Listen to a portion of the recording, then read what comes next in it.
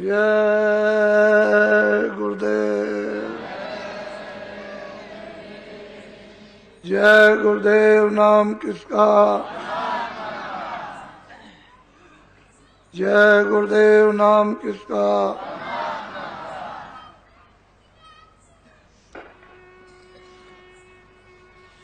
जब आप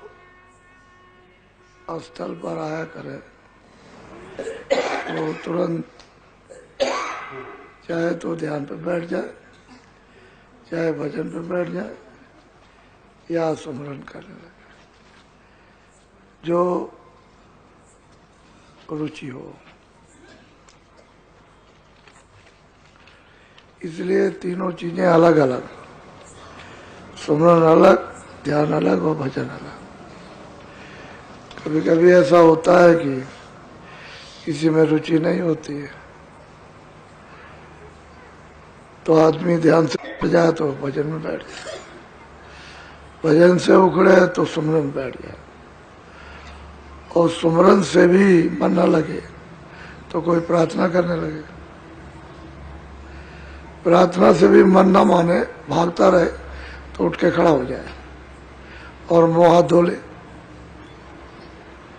फिर उसके बाद में बैठ जाए और फिर भी न माने तो उठ के खड़ा हो जाए, फिर अपना वो समय टाल दे, दूसरे समय पर जब भी समय मिले तो। क्योंकि मन पर्दों के साथ बड़ी उखाड़ पछाड़ जो क्रियामान कर्म होते हैं और प्रारब्ध और संचित कर, ये तीनों अपनी अपनी जगह पर जोर करते हैं। पहले क्रियामान कर्म आपको बढ़ने नहीं देगा, प्रारब्ध का जब जब भोग आएगा तो उधार खींचेगा, और संचित कर्मों को जब पार करने लगेंगे तो उत्पाद करेंगे। तो जीव पर इस प्रकार से बोझा लदा हुआ है, उसको साफ करने के लिए और मन बुद्धि चित्त इसको निर्मल करने के लिए महापुरुष युक्ति देकर सुमरन भजन ध्यान प्रार्थना सेवा इत्यादि इत्यादि में लगाकर और उसको शुद्ध साफ करते, ताकि भजन में मन सूरत का साथ दे दे।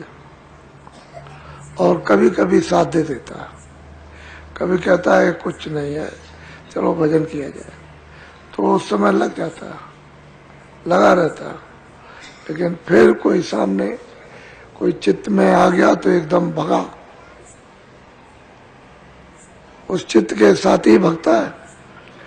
तो चित्त मन बुद्धि अहंकार की बात तो बाद में, पहले ये इसी को साफ करने के लिए ये सरल युक्ति, सरल उपाय, इतना सरल उपाय दूसरा और युगों में कभी भी नहीं था। जितने भी उपाय थे सब कठोर से कठोर, जो नहीं हो सकते थे, और कोई कोई बिरला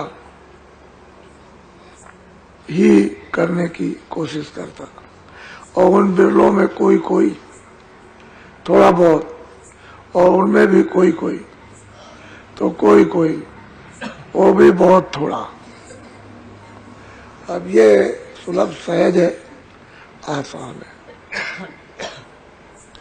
ऐसे युग में ये सहज युक्ति मिले, जबकि मन उड़ता हो, इंद्रियां सवार हो गई हो, काम क्रोध लोभ पर इस पर सवार हो, और आदमी हिंसा का अंबार लगाए हुए, ऐसे वक्त में उस मालिक की, महापुरुषों की बहुत बड़ी दया।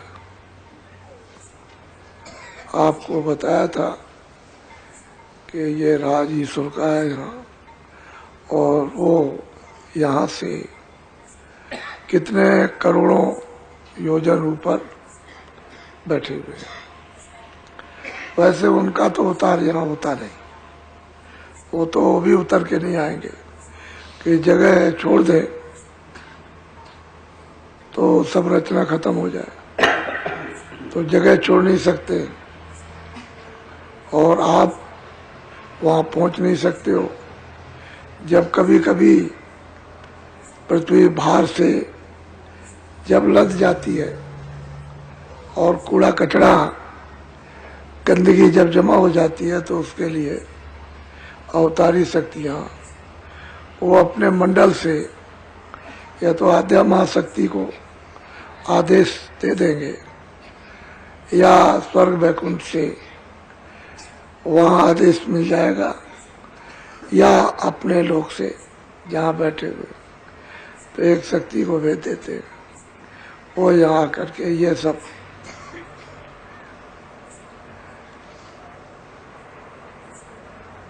कूड़े कचरे को सफाया करती है। वो भी क्या करेगी, संघर्ष करा देगी। क्या करेगी, तमाम लोग भूख से मरने लगेंगे, चिल्ला पड़ेंगे, बीमारी फैल जाएगी और कोई घटना हो जाएगी। इस तरह से तमाम मतलब ये है कि उनको अपने मंडल का अधिकार प्राप्त होता है। वो अपना किया कराया अपना बस, तो ये उनका राज है। उनके राज में बहुत गड़बड़ी हो गई, लोग अच्छी बात को सुनते नहीं, मानने की बात तो दूर है, सत्य बोलते नहीं, सच बोलते नहीं है, दया है नहीं, रहम किसी में है नहीं, ईमान किसी में है नहीं, मोहब्बत प्यार किसी में है नहीं। सृष्टि उनकी ये मानव सृष्टि बिगड़ गई। वो भी चाहते हैं कि ये ठीक हो किसी तरह से तो मदद की पूरी मदद, तो मदद आप अपने यहाँ से भेजिए और आ भी जाएंगे तो जब महापुरुषों का कार्यक्रम चलता रहेगा तो वो कुछ नहीं कर पाएंगे। हमेशा ऐसा होता रहा, जब जब महापुरुष चुप हो जाएंगे तभी कुछ हो सकता है, नहीं तो नहीं होगा। वो चाहते हैं कि जीव किसी तरह से भी इस कर्म छुटकारे से छूट जाए, परे हो जाए, इस भुगतान को भोगे नहीं। महापुरुषों की तो ये इच्छा, लेकिन अब जीव क्या करे, वो समझ जाए तो जल्दी काम हो जाए, लेकिन वो महापुरुषों को समझते हैं। तो फिर यह है कि उनको उनकी सृष्टि में जो विधान बनाया उसको कोई नहीं मानता। ये जो कागजों पर लिखा है इसको तो लोग आजकल फाड़ फूड़ के फेंकना चाहते हैं, लेकिन मान लो कि उनका विधान आप फाड़ के फेंक भी दीजिए और कहीं नाम निशान को न रहने दीजिए, लेकिन बोध तो नहीं फाड़ सकते हो। फिर मतलब यह तुरंत महीने 2 महीने में तैयार हो जाएगा। बोध तो बोध ही है, वो बोध है। उस बोध से जो सत्य उच्चारण हुआ है वो है, वो नियम है। तो आप लोग सत्य पर चलने लगे और सत्य क्रिया करने लगे, सत्य देखना, सुनना, बोलना, तो फिर कोई झगड़ा झंझट नहीं किसी तरह। इसीलिए कोई रामायण फाड़ता, कोई गीता, कोई भागवत, कोई कुरान, कोई रामायण को बुरा कहता है, कोई कुरान को बुरा, कोई वेदों को बुरा, कोई शास्त्रों को, कोई किसी को, कोई संतों को, संतों की वाणियों को, कोई कुछ है। तो इससे क्या होगा? इससे मालूम होता है कि आप कुछ नहीं जानते, कुछ नहीं। आपको उसका जरा सा भी मतलब यह है कि छू करके भी हवा में भी उसका ज्ञान नहीं है। आप पागल जैसे हो, पागल को क्या ज्ञान हो सकता है? तो असली चीज यह है कि ये देखने को मिलता है तो सृष्टि उसकी बहुत खराब हो गई, बहुत ज्यादा। इस बात पर बड़ी गहराई से सोचो कि वो कुछ करना चाहता है।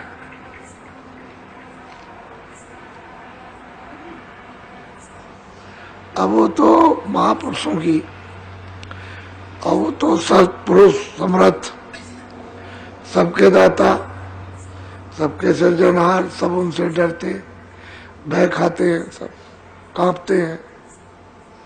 तो आप समझ लो इस बात को कि वो मालिक कुछ और चाहता है, तुम कुछ और करते हो। तो सतयुग में, त्रेता में, द्वापर में, कलयुग लग गया। अलग अलग सब वक्त की क्रियाएं थी। कलयुग बहुत नाजुक युग है और उद्धार का ये समय है। जीव अपना उद्धार कर सकते हैं। थोड़ी सी लगन, इच्छा, भूख होनी चाहिए। पहले युगों में ये बात नहीं थी। अब ये इतना निम्न, कमजोर और गंदा समय कि इसमें जीव चाहे तो अपना उद्धार कर ले और ना चाहे तो समय खो के चला जाए। छोटी सी बात, उसकी चक्की जो है दर दर दर चलने वाली है। जैसे चक्की में अनाज डाल दो तो दर दर दर चने और ये वो सब फूट जाते हैं, फट फट फूटते हैं।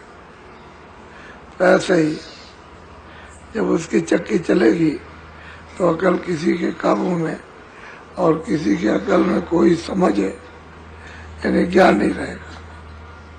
इससे बड़े समझदारी से जीवों पर अब से दया करें।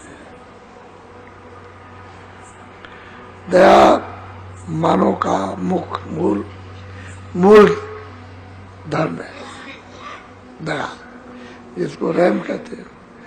और दया उठ जाए, रहम उठ गया तो कुछ नहीं, कुछ है ही नहीं।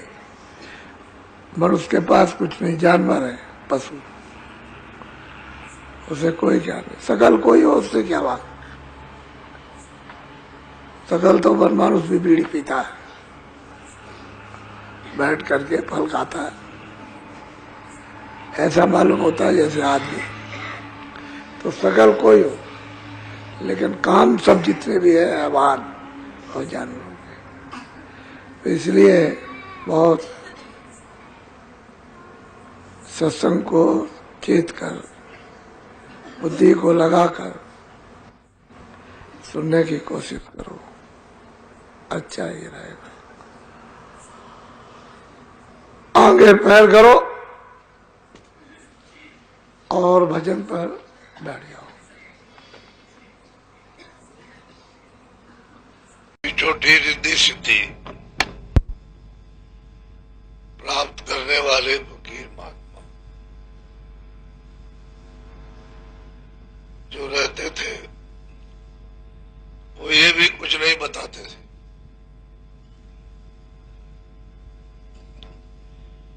वो भी छुपा छुपू करके छोटा मोटा ज्ञान और रिद्धि सिद्धि, बस वो अपना काम लिया और चले गए। जितने भी ऊंचे नीचे ज्ञान करने वाले, प्राप्त करने वाले फकीर महात्मा है, उन्होंने ज्यादा छुपाया, क्योंकि वहां के स्थान के मंडलावर्ती उसका हुक्म नहीं था कि हमारा कोई भेद खोले। इसलिए गिने गिने फकीर और महात्मा उन्हीं को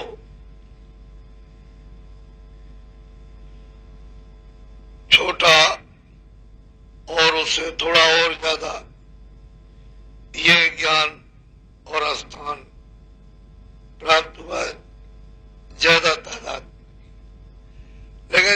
संतों का यहाँ पधारना हुआ और सतपुरुष की सतलोक से दया हुई कि जाओ जीवों को अच्छी तरह पूरा पूरा भेद बताकर और अपने घर का पता ठिकाना देकर मदद देकर उनको ले आओ। तब से ये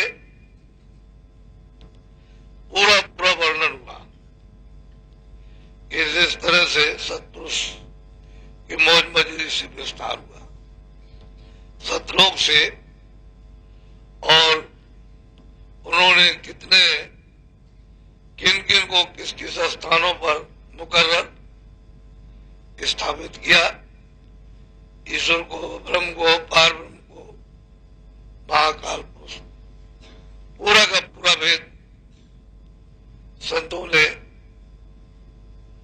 जाहिर किया रास्ते का।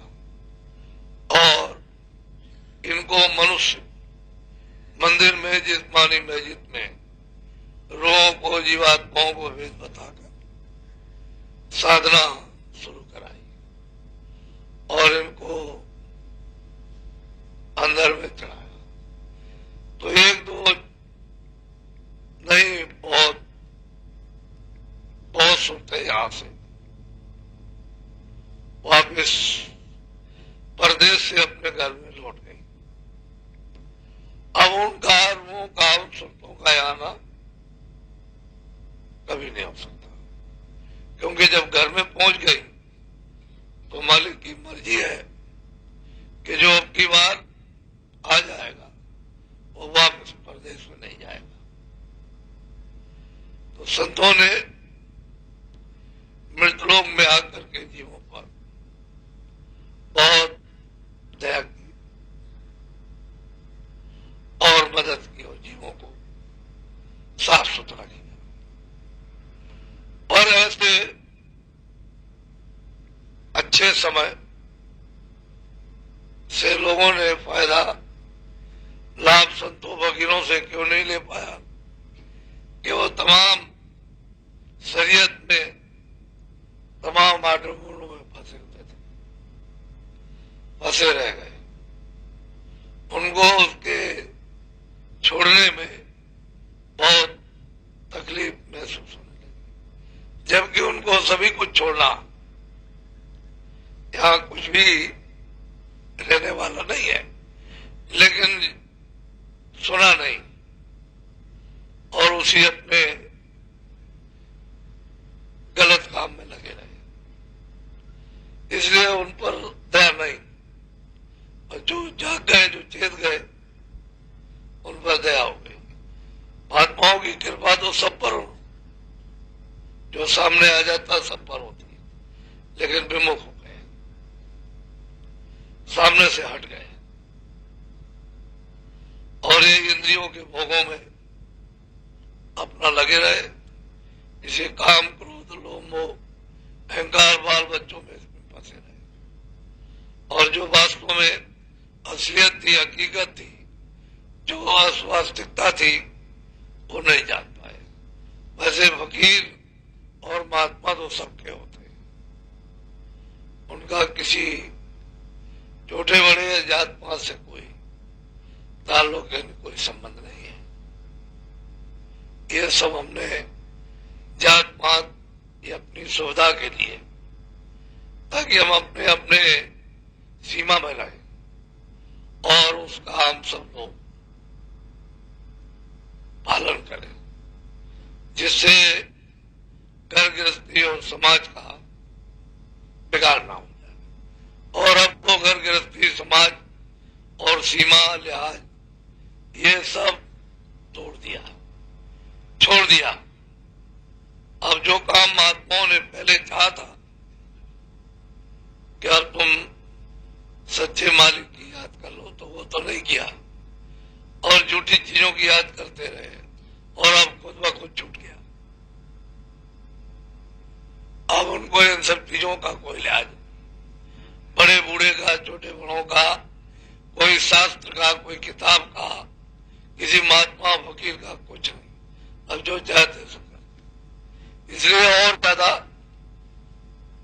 उलझ गए और रास्ता जो मिलना चाहिए था उनको नहीं मिल पाया। कहने का मतलब कि महात्माओं की तरफ से कोई दया में कमी नहीं थी, लेकिन वो वहां तक न पहुंच सके और उससे महरूम रह गए। बस समय कितना है, बहुत कम समय पूरा हुआ, उसने जिस्म से मनुष्य शरीर से जीवात्मा को निकाल पार। बस ये आपका बसा हुआ थोड़े दिनों का संसार यानी दुनिया खत्म हो गई। फिर ये मनुष्य शरीर जिसमें मिलता नहीं, क्योंकि वो आपके अच्छे काम अच्छे कर्म नहीं है कि फिर आपको दोबारा मिल जाए। फिर तो आपको दंड शरीर मिलता है जिसमें सजा दी जाती है, तो जीव रह जाते हैं। तो कलयुग में महात्माओं ने विशेष करके जीवों पर दया की और युगों में लोगों ने छोटा मोटा स्थान जो उन्होंने कुछ देखा सुना उसको छुपा लिया, वो भी नहीं बताया। और वो थोड़े ही से उनके इतनी लंबी चौड़ी दुनिया चलती गई, व्यतीत होती गई, आती गई, उसमें थोड़े लोगों के नाम है, ज्यादा नहीं। और 700 वर्ष के अंदर फकीर और संतों के बहुत, वो इनके सामने कुछ नहीं। तो कलयुग में इसलिए दया हुई कि ये सबसे यानी छोटा समय और दीनता का। पहले बहुत अहंकार गरुड़ गुमान था, आदमी किसी को कुछ नहीं समझता। अब छोटेपन में तो उड़ जाएगा, दीनता में तो निकल जाएगा, लेकिन अहंकार में नहीं निकल सकता। इस तरह से जीव